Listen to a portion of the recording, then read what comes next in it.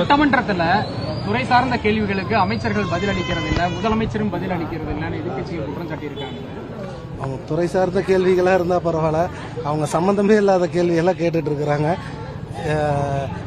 கடந்த ஆண்டு அவங்க செஞ்ச தவறை மறைக்கிறதுக்காக புதுசா பிரச்சனைகள் உருவாக்கிட்டு இருக்காங்க. மொத்தத்தில் அவங்க கேட்குற கேள்விக்கு சட்டமன்றத்தில் மாண்புமிகு அமைச்சர்கள் தானே பதில் சொல்றாங்க, வேற யாரும் சொல்றது இல்லையா. கண்டிப்பா பேச வேண்டிய நேரத்தில் அதுக்கு தான் நேற்றே நாங்கள் பதில் சொல்லிட்டோம்ல.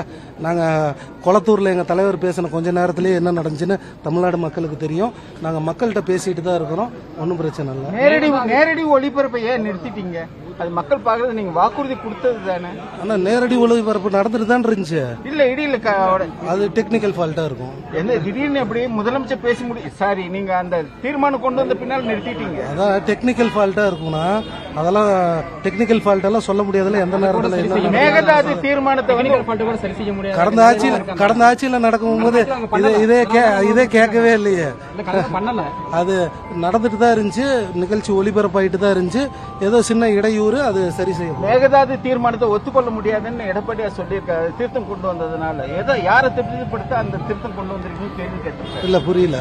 மேகதாது தீர்மானம் முதலமைச்சர் கொண்டு வந்தாரு, எதிர்கட்சி தலைவர் திருத்தம் கொண்டு வந்தாரு, 4வது பேரால ஆட் பண்ணான்னு முதலமைச்சர் சொல்லிட்டாரு. அந்த திருத்தத்தை ஏற்றுக்கொள்ள முடியாது, அரசு தீர்மானம் அல்ல எடப்பாடியார் சொல்லியிருக்காரு. அத வந்து அவர் அரசியலுக்காக பேசுறாரு. ஒட்டுமொத்தமா எல்லா சட்டமன்ற உறுப்பினர்களோட ஒரே இது மேகதாது அணையை கட்டக்கூடாதுங்கிற முடிவுல தான் எல்லாருமே இருக்கிறோம். அது அவங்களுடைய கட்சி அரசியலுக்காக அவங்க பேசுறாங்க. அதெல்லாம் பேச்சுவார்த்தை நடத்துறதுக்கு தயாரா அரசு. இந்த அரசு இதெல்லாம் வந்து மாண்புமிகு முதல்வர் பதில் சொல்லுவாரு. இது நம்ம சம்பந்தமான கேள்வி இல்லை. துறை சார்ந்த ஜிஓ வெளியிட்டீங்களா? யான் பர்ச்சேஸ்க்கு ஆர்டர் கொடுத்தாச்சுங்களா? இந்த தமிழக முதல்வரோட கவனத்துக்கு கொண்டு போயிருக்கிறோம். இந்த மாத இறுதிக்குள்ளார ஜிஓ பாஸ் பண்ணிடுவோம். பல இடங்களில் தாவாக்கினர் சார், பல